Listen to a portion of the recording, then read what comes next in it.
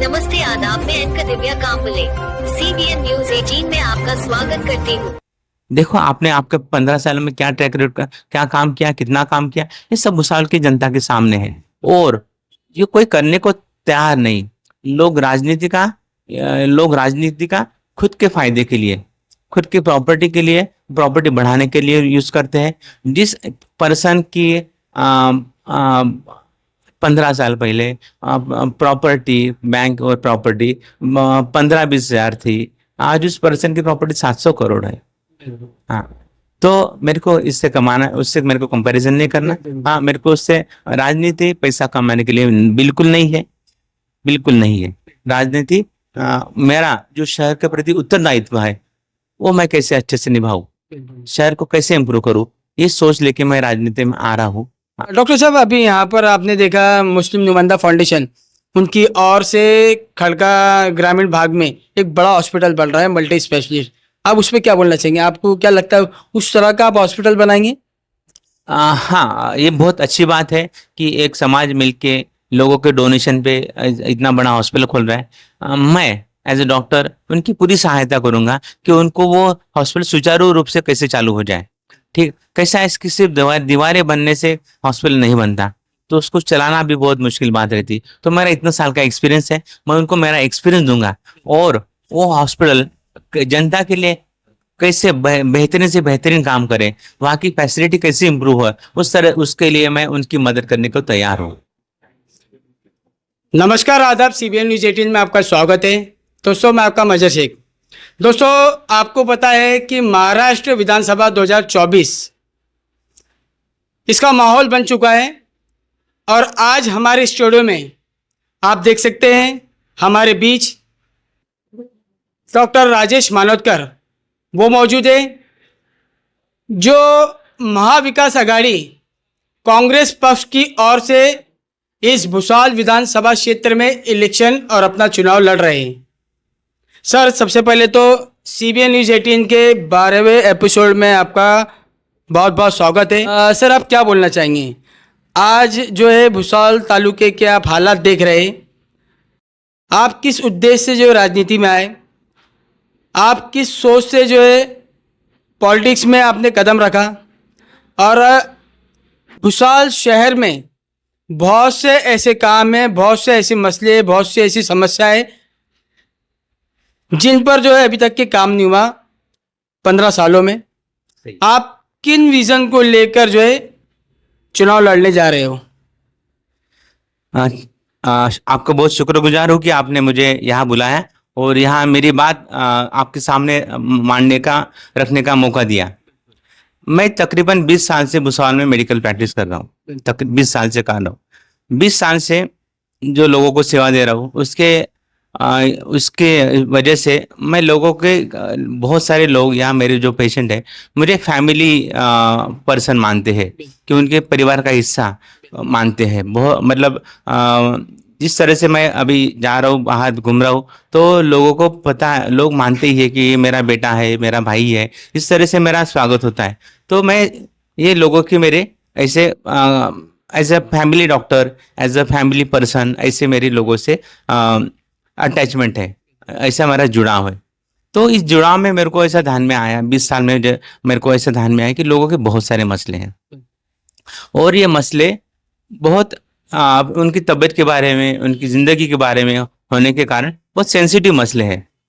तो वो 15-20 साल के इसमें वो सॉल्व नहीं हो रहे, वो उसका निराकरण नहीं हो रहा, लगे तो बढ़ते जा रहे हैं। अभी ऐसा है कि भूसावल की मेडिकल जिस प्रैक्टिस में भूसावल की कुछ स्पेशल समस्याएं हैं। अभी आपने देखा होगा कि भूसावल में डेंगू की साथ बहुत जोर से चालू थी। तो ये किस वजह से हो रही? सिर्फ वो बीमारी का इलाज करके मेरा काम होना नहीं है। तो मैं समझता हूँ कि भाई इसकी जड़ तक जाना चाहिए। भूसावल तालुके में बहुत सारी बीमारी, बहुत अलग बीमारी बाहर की जगह से, जिस तरह से डेंगू है, जिस तरह से पानी कम से होने वाला टाइफाइड है। अच्छा सर, आप ये बताइए, आप बता रहे हैं जिस तरह से बीमारी बढ़ रही है, आप इसका कारण क्या मानते हो? आपको क्या लगता है किस वजह से जो भूसावल तालुके में इतनी बीमारी जो बढ़ रही है, डेंगू हो, मलेरिया हो, क्या लगता है आपको? हाँ, तो इसका मैं जब एनालिसिस करता हूँ मतलब साइंटिफिकली, तो मुझे ऐसा प्रतीत हुआ कि ये बेसिक इंफ्रास्ट्रक्चर जो है इस शहर का, वो कमजोर है, वो नहीं के बराबर उपलब्ध है। इस तरह से मेरे को जब मैं इस तरह की शहर की परिस्थिति है कि 50 साल पहले का शहर लग रहा है ये आज के जमाने का शहर नहीं, 2024 का शहर नहीं है, ये 1975 का शहर है। यहाँ की फैसिलिटी है 1975 की है फैसिलिटी है, और उसमें कुछ सुधार नहीं हो रहा। वो सुधार न होने के कारण ये बीमारी बढ़ रही। अभी देखो पानी की किल्लत अपने पास कितनी है। अभी पानी की कितना दिल्ली है, इतनी है कि भाई रात को 2 बजे पानी आता है, तो लोग जिस दिन पानी आता है उस दिन लोग जश्न मनाते हैं। सर कैसा जश्न? हाँ, पानी तो मेन चीज है। और मतलब 15 दिन किसी को पानी ना मिले और एक दिन पानी आए तो यही आपका ये बोलना है कि जैसे एक जनता को जो पानी मिल रहा है 15-20 दिन बाद मिल रहा है, यानी पानी आता है तो उनको खुशी है और एक जश्न बिल्कुल जश्न मनाते हैं। तो ऐसा है कि जिस दिन पानी आता है तो बाकी लोग सब काम छोड़ छाड़ के पानी भरने में लग जाते। वो भी गंदा पानी से, वो भी गंदा पानी वो से भरने में लग जाते हैं। तो ऐसा है कि दूसरा एक बात कि ये पानी बहुत बार रात में 2 बजे भी आता है, तो बाकी लोग सब छोड़ छाड़ के उसको लग जाते हैं। तो मेरे को ऐसा अभी पिछले 6 महीने में मेरे पास 2 केसेस ऐसे आए कि एक औरत को शॉक लग गया पानी भरते भरते। इलेक्ट्रिक की मोटर रहती है, बहुत बार फैसिलिटी पूरी रहती नहीं, कुछ लूज कनेक्शन हो गया, शॉक लग गया।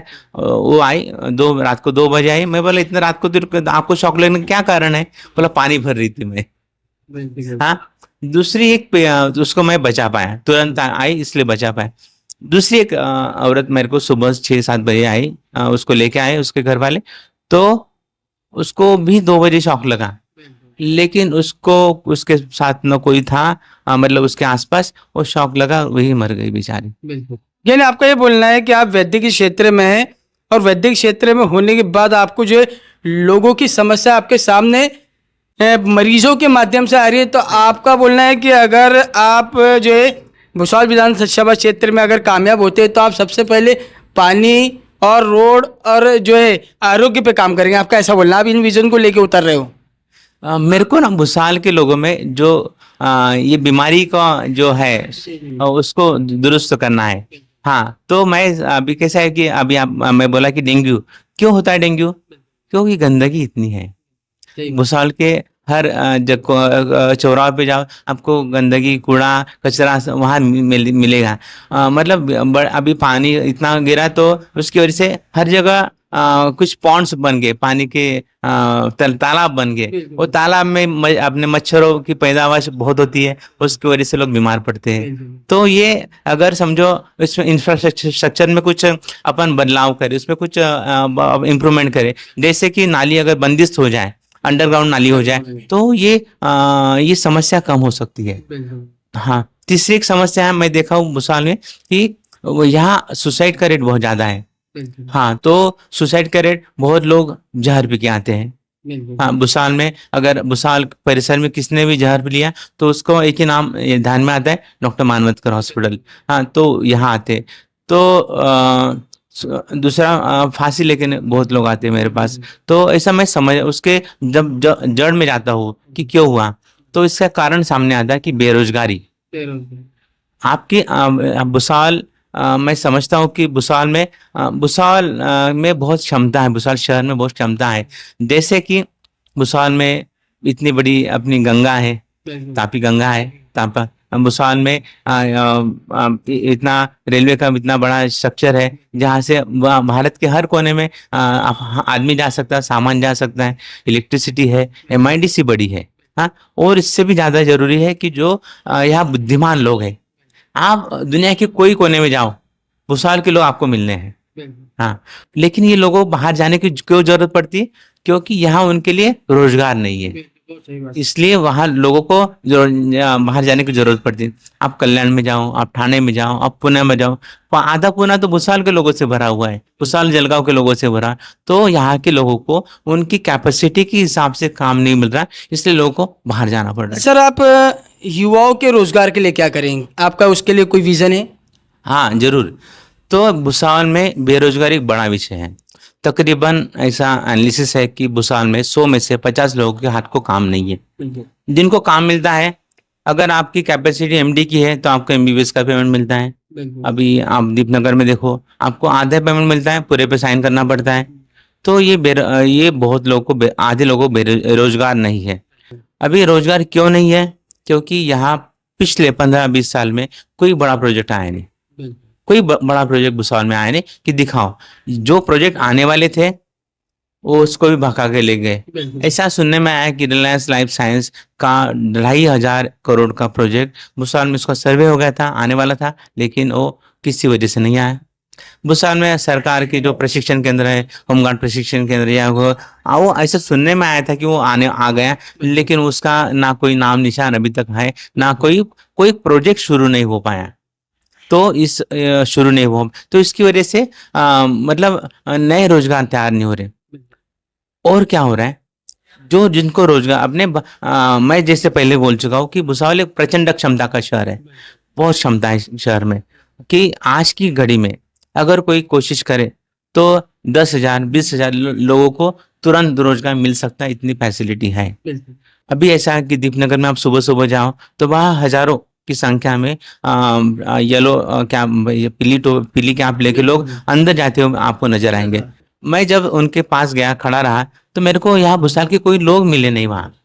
हाँ, तो मैं समझता हूँ कि अगर अपने यहाँ प्रोजेक्ट है, वो प्रोजेक्ट का जो साइड इफेक्ट हम भुगत रहे हैं, हाँ, लेकिन उसका फायदा दूसरे लोग ले रहे हैं। वो भी भारत के नागरिक हैं, मानता हूँ वो भी भारत के नागरिक है, लेकिन यहाँ के लोगों को थोड़ा कम से कम आधा शेयर, 60% शेयर, 70% शेयर तो मिलना चाहिए। तो लेकिन वो नहीं मिल पा रहा है। ठीक है, तो अगर मैं समझता हूँ कि अगर मैं जानता हूँ कि मैं चुनाव में जीत के आऊंगा तो 2-3 तरह से मैं काम करूंगा। एक बात है कि ये लोगों का स्किल इम्प्रूवमेंट, स्किल डेवलपमेंट। ठीक है, क्या है अपने यहाँ शिक्षण की सुविधा का भी बहुत बड़ी परेशानी है। हाँ, तो इसकी वजह से यहाँ स्किल उतना डेवलप नहीं हो पा रहा है। तो जॉब को जो स्किल लगना है वो स्किल में डेवलप होना चाहिए। तो अगर अनस्किल लेबर है उसको 7-8 हज़ार 10,000 पेमेंट मिलेगा, अगर इसका स्किल बढ़ गया तो उसको 15-20 हज़ार पेमेंट मिलेगा, पेमेंट डबल हो जाता है। हाँ, तो उनका स्किल डेवलपमेंट बहुत जरूरी है, तो वो स्किल डेवलपमेंट करेंगे। यहाँ नए जो उद्योग लाने की कोशिश करेंगे। अभी भुसावल में उद्योग नहीं आ रहे, क्यों नहीं आ रहे? ये बेरोजगार जो युवक है भटक जाते हैं, पैसे नहीं मिलते, काम नहीं मिलता, इसलिए दूसरे रास्ते, गलत रास्ते पे जाते हैं। तो उससे शहर का क्राइम रेट बढ़ गया है। भुसावल शहर का क्राइम रेट महाराष्ट्र में नंबर 2 पे है। तो उससे ऐसी बात है कि भुसावल शहर का गंदगी के मामले में आखिर में नंबर 2 है। सर, उसके लिए आप क्या करेंगे? काफी सालों से यही सुनने में आ रहा है कि भुसावल शहर इंडिया में, भारत देश में गंदगी में दूसरे नंबर पे आता है। तो आप इसके लिए भुसावल शहर की स्वच्छता के लिए किस तरह का काम करेंगे? बहुत बड़ा शहर है अपना, लेकिन इस शहर में कचरे का जो मैनेजमेंट होना चाहिए, वेस्ट मैनेजमेंट होना चाहिए, उसका मैनेजमेंट नहीं हो रहा। हाँ, हम यहाँ मतलब सूखा कचरा, गीला कचरा अलग अलग उसको डिवाइडेशन करके वहाँ उस पर प्रोसेस होना चाहिए, वो प्रोसेस नहीं हो रहा। कचरा सिर्फ कचरा नहीं है, वो नगर पालिका का उत्पन्न का स्रोत भी है, बहुत बड़ा स्रोत भी है। तो अगर उस तरह का, यहाँ अपन क्या कर रहे हैं, घर का कचरा गली में डाल रहे, गली का कचरा वहाँ एक डंपिंग ग्राउंड है वहां डाल रहे, तो यहाँ से कचरा उठा के वहां डाल रहे। हाँ, उसको मैनेजमेंट नहीं हो रहा, उसका यूज नहीं हो रहा। वो सोने की खान है।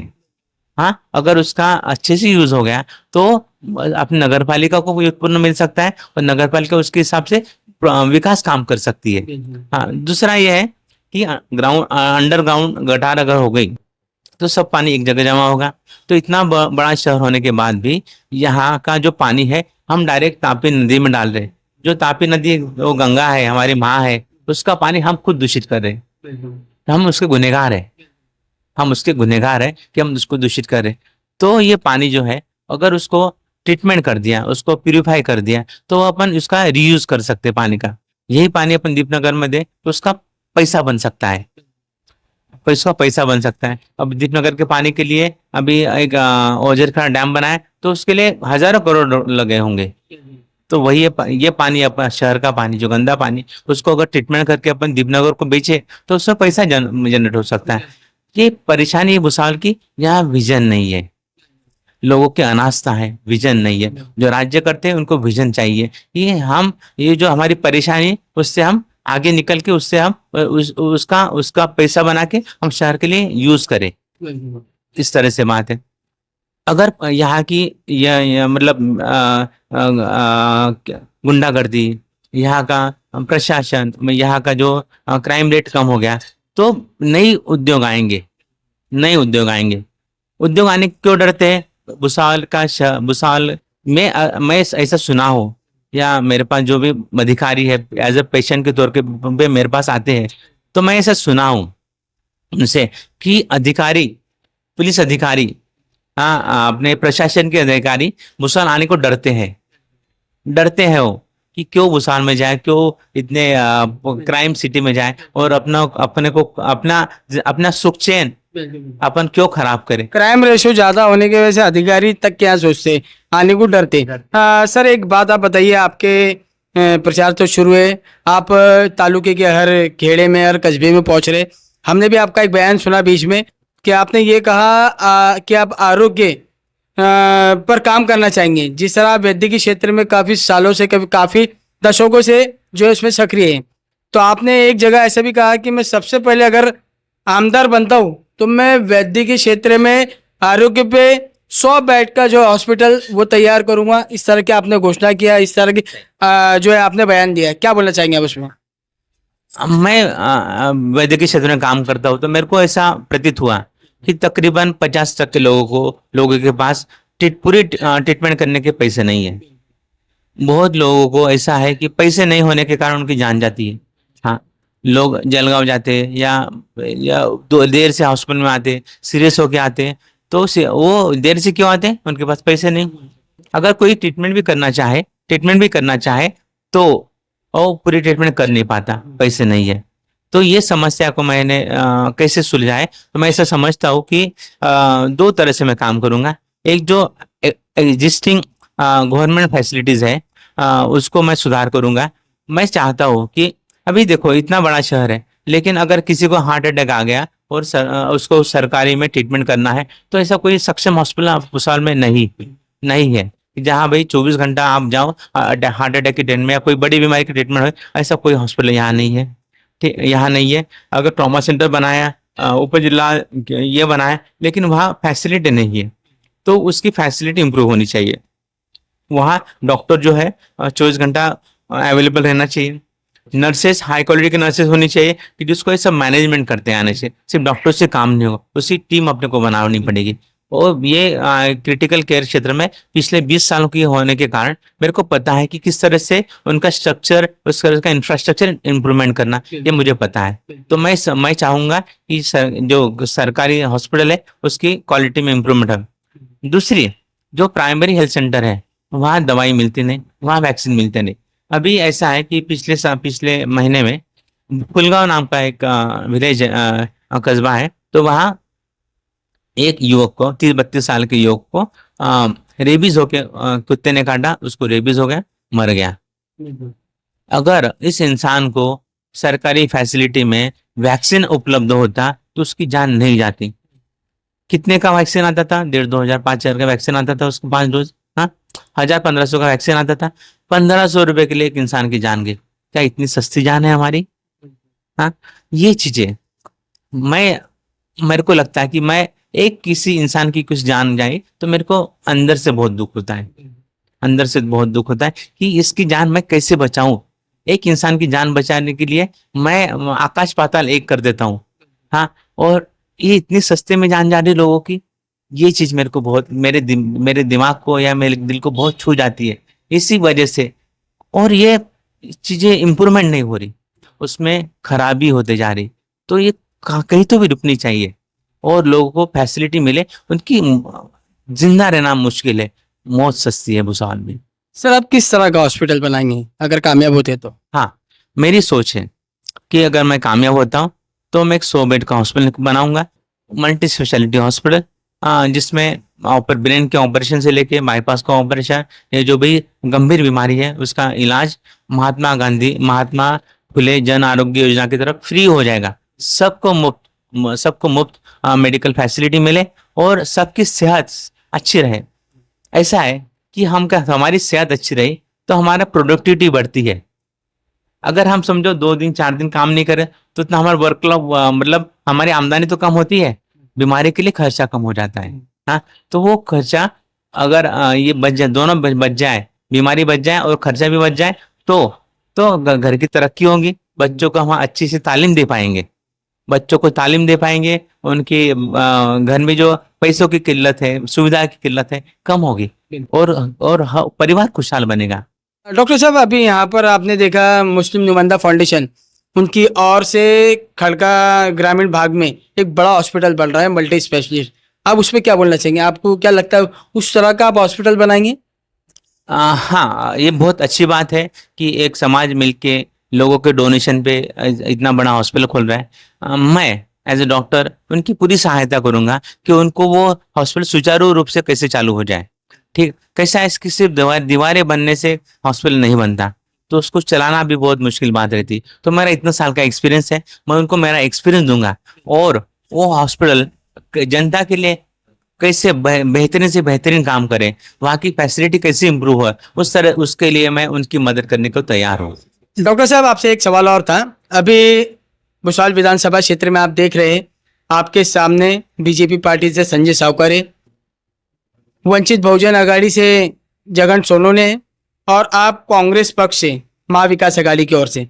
आप किस तरह उन्हें देखते हैं इस चुनावी माहौल में? मैं आमदार बनना मेरे लिए बहुत बड़ी बात नहीं है। हाँ, तो जो आमदार बनने से या उससे भी ज्यादा जो रिस्पेक्ट है मेरे को मेरे प्रोफेशन में मिल रहा है। हाँ, रोजाना 5-50 लोग मेरे को भक्तिभाव से नमस्कार करते हैं, मेरे चरणों पे सर रखते हैं, तो उनकी मेरे प्रति उतनी श्रद्धा है। मैं किसी आमदार के प्रति, किसी मुख्य प्रति के प्रति इतनी श्रद्धा किसी को नहीं हो सकती, उतनी श्रद्धा लोगों की मेरे पे है। तो आमदार पद बहुत बड़ा पद मेरे लिए नहीं है। ठीक है, मैं चुनाव से पीछे भी हट गया था। मेरे को मतलब आमदार पद का मेरे को कुछ लालच नहीं है, लालच नहीं है। उससे बड़ा रुतबा मेरा खुद का ऑलरेडी है। ठीक है, मैं किस लिए राजनीति में आ रहा हूँ कि मेरे को ये भुसावल जो समस्याग्रस्त भुसावल है उसको मेरे को दुरुस्त करना है, और मेरे अलावा अगर कोई दूसरा आदमी आता था उसको दुरुस्त करने की कोशिश करता था, मतलब पूरे दिल से, तो मेरे को कोई परेशानी नहीं थी। मैं मेरा काम अच्छे से कर रहा हूँ, अच्छे से और करते रहूंगा।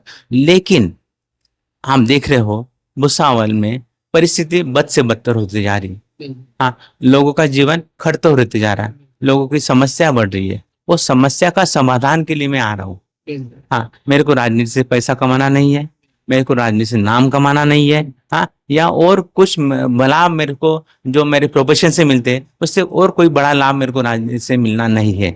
मेरे को भुसावल, जिस शहर में रहता हूँ मैं, जिस शहर में मेरे को कामयाबी दी, जिस शहर ने मेरे को कामयाबी दी, उस शहर के लिए कुछ मेरा फर्ज बनता है। 20 साल 25 साल और मैं जिंदा रहूंगा तो मैं चाहता हूँ कि ये 20-25 साल मेरे और पूरे भुसावल के नागरिकों के अच्छे से गुजरे।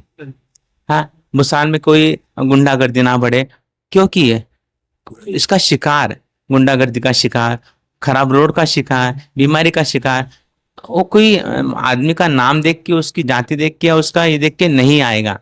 तो इसके लिए अगर सब समस्या मेरे को मेरी जिंदगी अच्छे से निकालनी है, हाँ, सब खुशहाल को खुशहाल करना है, तो किसी न किसी को राजनीति में आके ये चीजें बदलनी पड़ेगी, तो ही भुसावल का विकास हो पाएगा। भुसावल का विकास होगा तो शहर का भी, मतलब पूरे जिले तालुका का विकास होगा, देश का विकास होगा। और ये कोई करने को तैयार नहीं। लोग राजनीति का खुद के फायदे के लिए, खुद की प्रॉपर्टी के लिए, प्रॉपर्टी बढ़ाने के लिए यूज करते हैं। जिस पर्सन की 15 साल पहले प्रॉपर्टी, बैंक और प्रॉपर्टी 15-20 हजार थी, आज उस पर्सन की प्रॉपर्टी 700 करोड़ है। हाँ, तो मेरे को इससे कमाना, उससे मेरे को कंपैरिजन नहीं करना। हाँ, मेरे को उससे राजनीति पैसा कमाने के लिए बिल्कुल नहीं है, बिल्कुल नहीं है। राजनीति मेरा जो शहर के प्रति उत्तरदायित्व है वो मैं कैसे अच्छे से निभाऊं, शहर को कैसे इम्प्रूव करूं, ये सोच लेके मैं राजनीति में आ रहा हूँ। डॉक्टर साहब, एक आखिरी सवाल, आप भुसावल विधानसभा क्षेत्र के मतदाताओं को, आपके मतदाताओं को क्या बोलना चाहेंगे? आप काफ़ी अच्छे विजन लेकर जो है इस चुनाव में लड़ रहे हैं, तो आप आपके मतदाताओं को क्या मैसेज देना चाहेंगे और क्या बोलना चाहेंगे? भुसावल शहर में मैं 20 साल से मेडिकल प्रैक्टिस कर रहा हूँ। तो इस 20 साल के इसमें तो मैंने मेरे पास आते हुए किसी पेशेंट की जाति नहीं देखी, किसी पेशेंट का धर्म नहीं देखा, और मेरा वो दोस्त है, शत्रु है, ऐसा मैं कभी देखा नहीं। अगर कोई मेरा दुश्मन भी मेरे पास आए गंभीर परिस्थिति में, तो मैंने उसकी जान ही बचाई है। इंसानियत के नाते मेरे प्रोफेशन का जो ओथ ली उसके हिसाब से मैंने उसकी जान ही बचाई है। भले मैं को बाद में कुछ करे, लेकिन मैंने उसकी जान ही बचाई है या बचाने की कोशिश करता हूँ। तो उसी विजन के साथ मैं अगर चुन के आता हूँ, तो कोई मेरे को वोट दे ना दे, मैं हर इंसान का नुमाइंदा हूँ। हाँ, तो हर इंसान के प्रति मेरा उतना ही उत्तरदायित्व है। जिसने मेरे को वोट दिया उसके प्रति भी उतना ही उत्तरदायित्व है, जिसने नहीं दिया उसके प्रति भी मेरा उतना ही उत्तरदायित्व है, क्योंकि मैं भुसावल के 3,15,000 लोगों को विधानसभा में रिप्रेजेंट कर रहा हूँ। तो सबके प्रति मेरी अच्छी भावना है। मैं चाहता हूँ भुसावल के लोगों को मैं आह्वान करना चाहता हूँ कि आप उम्मीदवार के एजुकेशन के हिसाब से, एजुकेशन क्योंकि जितना आदमी पढ़ा लिखा होगा उसका उतने ध्यान की उसकी क्षमता बढ़ जाती है, उसको आगे विजन देखने की क्षमता बढ़ जाती है, उसको आगे की उसकी सोच बढ़ जाती है। तो उसका शिक्षण देखो, उसका कमिटमेंट देखो। आपने देखा हो कि आपके हर भुसावल के नागरिक के कठिन प्रसंग में जो उसको सबसे उसकी जान खतरे में होती है, उस टाइम आपके पीछे आपके साथ खड़ा हूं मैं, आपके साथ खड़ा हूं। आप किसी भी समय आपका सीरियस पेशेंट लेके आओ तो आपको आपके साथ मिलूंगा, भले रात में 2 बजे हो, 4 बजे हो, 6 बजे हो, दिन में हो, तो आपके साथ मिलूंगा। तो आपके साथ कोरोना में भी आपके साथ मैं लड़ा हूँ। खुद की जान, मेरा प्रोफेशन है मानता हूँ, लेकिन खुद की जान जोखिम में डाल के जिस टाइम कोई हॉस्पिटल, सब हॉस्पिटल बंद थे, उस टाइम मेरा हॉस्पिटल एक जो खुला था, जो मैं भुसावल को मेडिकल फैसिलिटी देने के लिए। तो मैं चाहता हूँ कि एजुकेशन देखें, उसकी कमिटमेंट देखें, उसका ट्रैक रिकॉर्ड देखें। देखो आपने आपके 15 साल में क्या ट्रैक रिकॉर्ड, क्या काम किया, कितना काम किया, ये सब भुसावल की जनता के सामने है। मेरा ट्रैक रिकॉर्ड देखो, मैं भुसावल में बेहतर से बेहतर काम करने की कोशिश की। हाँ, और चाहता हूँ कि भुसावल, अगर आपकी जो नुमाइंदा है, आप जाति के आधार पे डिसाइड करोगे, तो आप पैसों के हिसाब से डिसाइड करोगे। जो आपके जात वाले हैं, जो आपको एन टाइम पे पैसे देने वाले हो, आपके खरीदने वाले हो, तो आपको ऐसा ही भुसावल मिलेगा। अगर आपको इसको बदलना है, तो आपको आपकी जाति और पैसे देके खरीदने वाले लोगों से ऊपर उठ के, आपको उसको ऊपर उठ के, जिसके पास ये चारों क्राइटेरिया होते हैं, जो आपको विजन दे सकता है, जो आपको आपके शहर के लिए, आपके बेरोजगारों के लिए, आपके नागरिक के लिए अच्छी सुविधा लाने की कोशिश कर सकता, उसको आप वोट देंगे। बिना पैसे के सेल मत लगाओ, दिवाली का सेल मत लगाओ कि मेरा वोट का MRP मत लगाओ कि मेरे वोट की इतनी कीमत है, मेरे समुदाय के वोट की इतनी कीमत है, मेरे समाज के मंदिर को इतना चाहिए, वो MRP मत लगाओ। आप कमिटमेंट पे उसके ध्यान दो, आपकी विजन पे ध्यान दो, और आपको जो भी बेहतर लगता है इस क्राइटेरिया में, या आपके और भी क्राइटेरिया होगा, जो भी बेहतर लगता है उस इंसान को चुन के दो। हाँ, और वो ऐसा इंसान जाएगा तो आपके लिए जरूर काम करेगा और शहर की बेहतरी जरूर करेगा। सर, आप महंगाई पे क्या बोलना चाहेंगे? अभी आप देख रहे हैं काफी महंगाई बढ़ती जा रही है, उस पे क्या बोलना चाहेंगे आप? देखो, वक्त के साथ तो हर चीज की कीमत बढ़ना तय है, प्रोडक्शन कॉस्ट हर चीज की बढ़ना तय है। महंगाई क्यों लगती है अपने को? क्योंकि अपने पास रोजगार कम है, अपने रिसोर्सेस कम है, हमारी आमदनी कम है। हाँ, आमदनी कम है, इसकी वजह से अपने को महंगाई लगती। अगर आपके पास रोजगार अच्छा हो, आपके घर में अच्छा खासा पैसा आता हो लीगल मार्ग से, तो आपको ये चीजें ज़्यादा महंगाई नहीं लगेगी। हाँ, हर इंसान को काम हो, हर इंसान के हाथ को काम हो, हर इंसान को इलाज फ्री होए, बीमारी कम होए, तो आपको मतलब सिर्फ आपके बेटों के रोज अपने बेटों के एजुकेशन में ध्यान देना है, हाँ, और आपकी मतलब खुशहाली पे ध्यान देना है। तो ये सब चीजें आपको तो इसमें बेहतरी होगी सर। सर आप अभी आप देख रहे हैं किसानों के काफ़ी आंदोलन चल रहे हैं, किसानों को जो है पानी ज़्यादा गिरा तो उसकी वजह से फसलें खराब हुई, तो आप किसानों के लिए क्या करेंगे? अगर आप जो है कामयाब होते हैं तो किसानों के बहुत बड़े बड़े मसले उन पे क्या करना चाहेंगे? हाँ, तो भुसावल तालुके में 50% खेती कोरडवाहू है, जिसमें एक ही साल भर में एक ही हंगाम निकलता है और वो भी पानी के ऊपर डिपेंड है। हाँ, पानी की किल्लत बहुत है। तो अगर मैं आमदार बनता हूँ तो मैं चाहूंगा कि भुसावल तालुके के हर खेत के ऊपर पानी आए, खेत के मान के ऊपर पानी आए और पानी सिंचाई की सुविधा हर खेत को मिले। तो उनका जो कोरडवाहू क्षेत्र है वो बागायती क्षेत्र हो जाएगा। बागायती हो जाएगा तो वो एक फसल पे डिपेंड नहीं रहेगा, वो 3 फसल ले पाएगा। हाँ, साल में 3 फसल ले पाएगा। अगर किसी के पास 1 एकड़ भी क्षेत्र है, अगर उसके पास पानी है तो उसको या उसकी फैमिली के पेट पानी की अच्छे से व्यवस्था कर सकता है। पानी जरूरी है, एक बात है। दूसरी बात है, जो किसानों को बिजली ऐसा है कि पूरी दुनिया सोती रहती है और किसान रात में 2 बजे आता है और लाइट चालू करने जाता है, बिजली का पंप चालू करने जाता है। मैं चाहूंगा कि भाई दिन में हो जाए काम ये। हाँ, दिन में वो भी इंसान है, दिन भर काम करता है बेचारा खेत में, रात में उसको अपनी नींद खराब करके उसको जाके पानी करना ये करना पड़ता है। वो भी शुरू करते समय अंधेरे में जाना है, वहां तो लाइट रहती नहीं। बहुत बार ऐसे लोगों को खेत में किसी जानवर ने काट लिया, कुछ हुआ, जान खतरे में डाल के सब काम करना ऐसी घटनाएं सामने आती है तो ऐसा जान खतरे में डाल के काम करना पड़ता है। तो मैं समझता हूँ कि भाई उनको अभी 6-8 घंटा रोजाना रेगुलर लाइट मिले। हाँ, तो सब क्षेत्र बागायती हुए, उनको लाइट मिले, उनको भाव उनका जो भी जो प्रोडक्शन है वो प्रोडक्शन मार्केट में आए और इसमें कम से कम टैक्स कम से कम उसमें टैक्स लगे। जो बाजार समिति में जाते हैं तो 10% टैक्स उनका कटता है। 100 रुपए की मैं अगर कुछ चीज लेके जाता हूँ तो मेरे को 10 रुपए वहाँ कट जाते हैं मेरे। तो मैं समझता हूँ कि इसमें भी तो कुछ कटौती हो जाए, हाँ, और शेत माल जो है इसको अच्छा भाव मिले। अच्छा सर, आप इस पे क्या बोलना चाहेंगे? शेतकरी जो कर्जा लेता है उनके कर्जा माफी पे आप कुछ काम करेंगे? कर्जा माफी कुछ परमानेंट सॉल्यूशन है ही नहीं। कर्जा माफी परमानेंट सॉल्यूशन नहीं। परमानेंट सॉल्यूशन है कि उनको सक्षम बनाओ, उनके पास पानी दो, उनको 3 फसल आने का मौका दो, उनका जो प्रोडक्शन है उसको स्टोर करने का। क्या हो जाता है, जब तक किसानों के पास उनका प्रोडक्शन रहता है तब तक उसका भाव 100 रुपया रहता है। जैसे वो बाजार में बेच देता है उसका मार्केट वैल्यू 200 रुपये हो जाता है। तो ये बीच वाले लोग ही सब पैसा खा जाए, उनके पास पैसा चला जाता है। उनके पास शेतकरियों के पास अगर प्रोडक्शन स्टोरेज फैसिलिटी हो, कोल्ड स्टोरेज हो और फैसिलिटी हो, अपना माल वो रख पाएंगे। हमने कांदा 2 रुपये किलो भी देखा है और 50 रुपये किलो भी देखा है।